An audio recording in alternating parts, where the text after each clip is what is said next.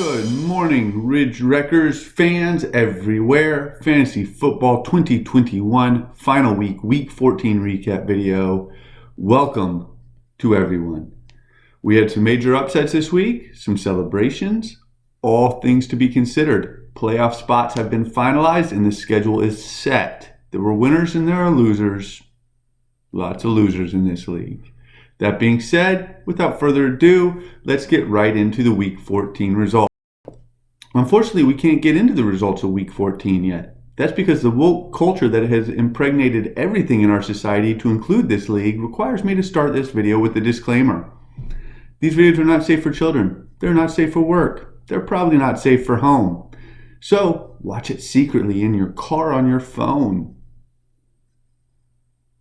Okay, now that that's out of the way, remember, this is a comedy. You can't hold any of this against me and the people's comments, or maybe not even their comments.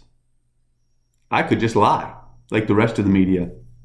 All right, now that all that bullshit's out of the way, let's get into the results from Week 14. The media defeated Raider Nation 151 to 119 points. That win had big implications for the playoffs, which we'll talk about more in a minute. Championships for Miles racked up their 12th loss, going up against Missing My Young Ho 84 to 90. They have now set the record for most losses in the regular season by any team ever. Gender Unicorn barely lost to Jax Jags 139 to 141 points. That win also had huge implications for the playoffs. Booty Lickers fell to Roster Baiters 97 to 133 points. Good win by the Roster Baiters. Social Justice Warrior put up the week low at 83.60 points, falling to Team Suckadicka, who put up 120.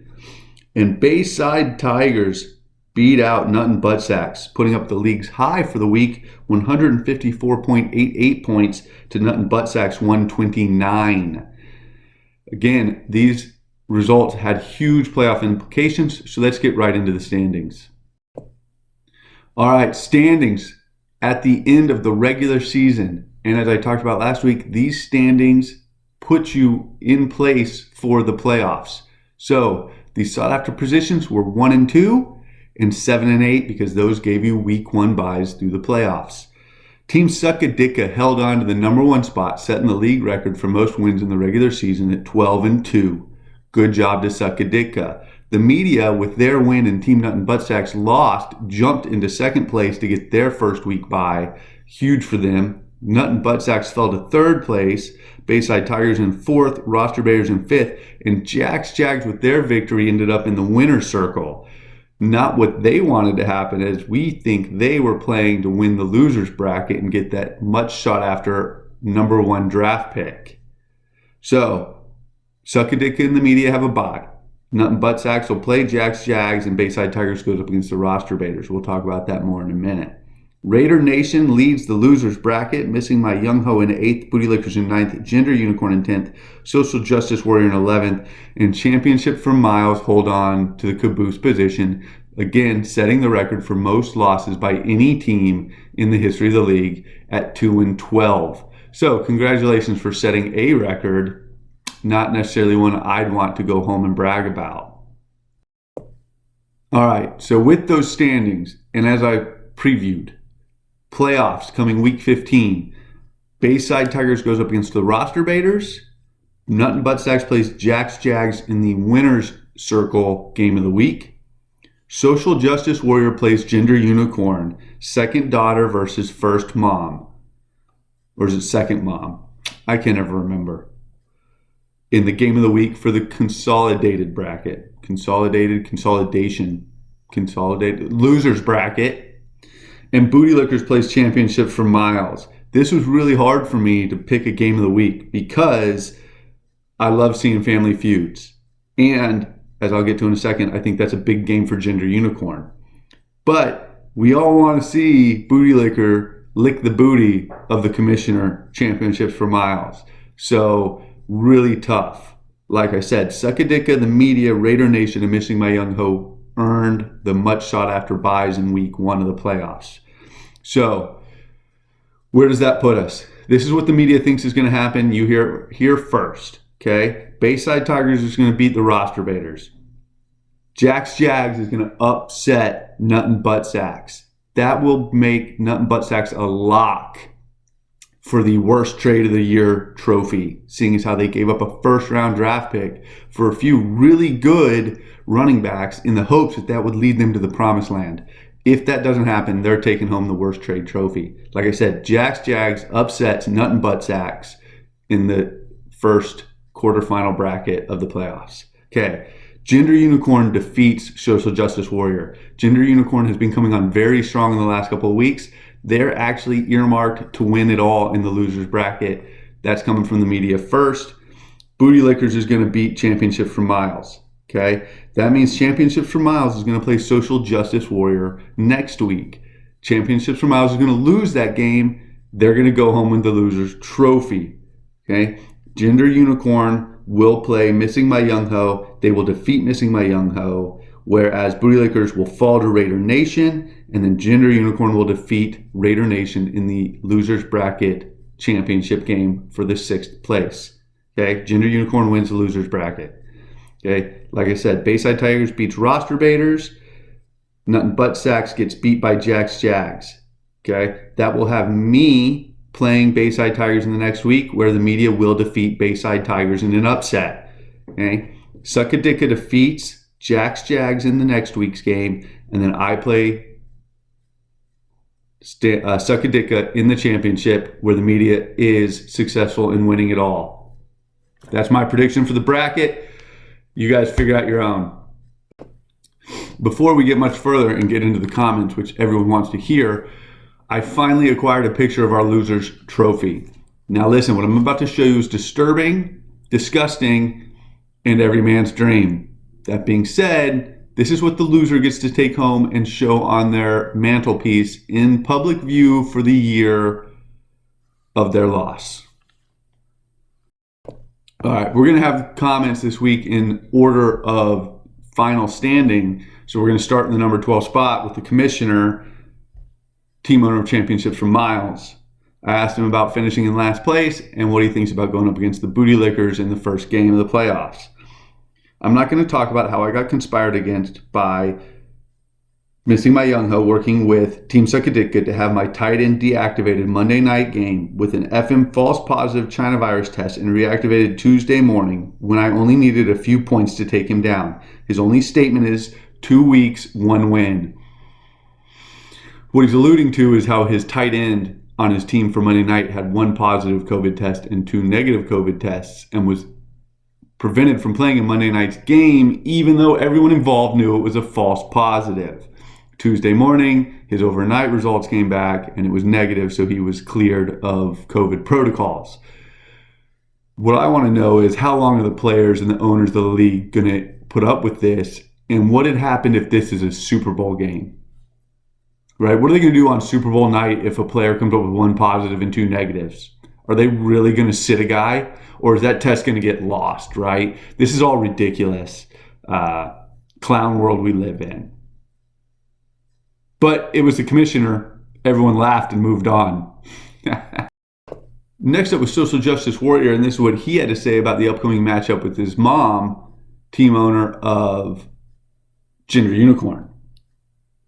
I blew my chance early in the year to try and restore the world to what it was before COVID. Now I have another chance to fix the world and ensure that my second mother is playing for the losers trophy.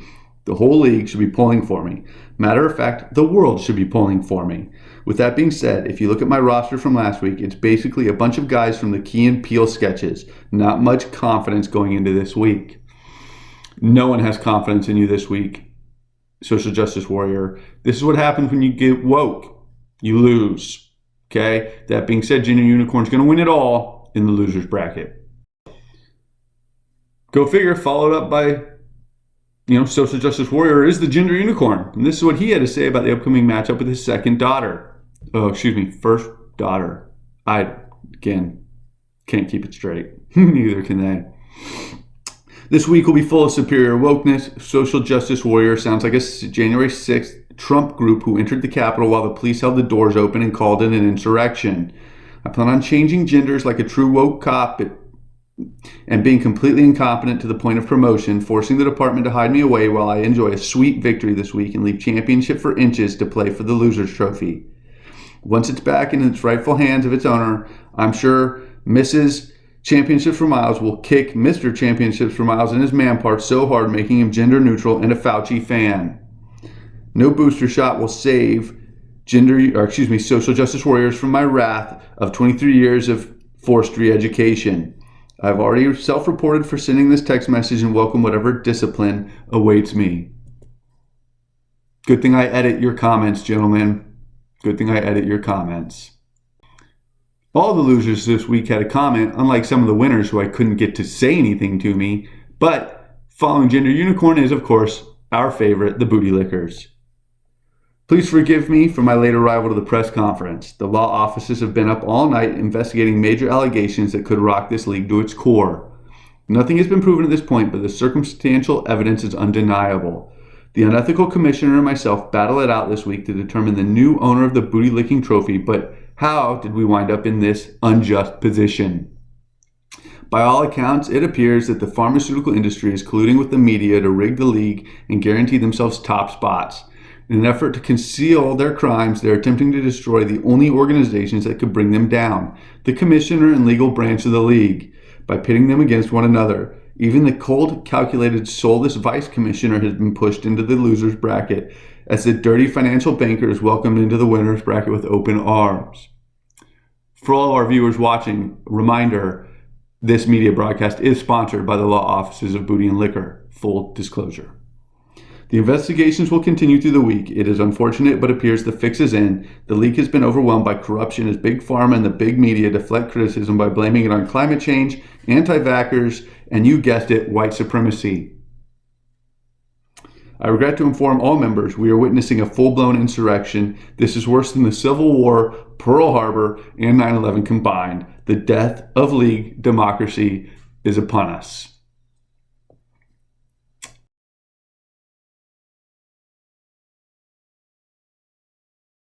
No comment. I didn't ask Missing My Young Ho or Raider Nation for a comment because no one cares and they're not playing this week. Jax Jags and the Roster Baiters didn't reply to my request for comment, so with that being said, we'll get right into the Bayside Tigers, and this is what they had to say about their week coming up. As I reflect back on my first season in this illustrious league, there are a few takeaways.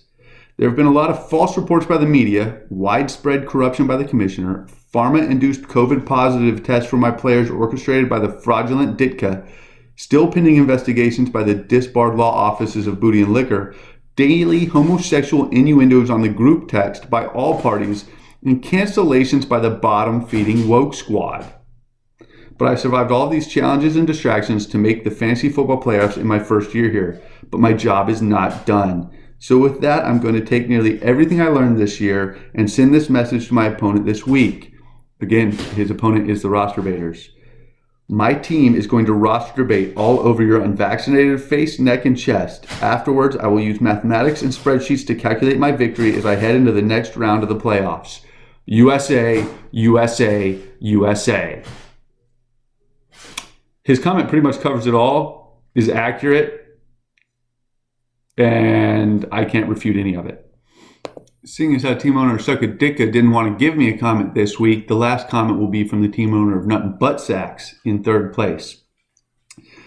I asked him about his loss to Jax Jags last week and how he fell into third place and out of the bye. That was a big loss for me.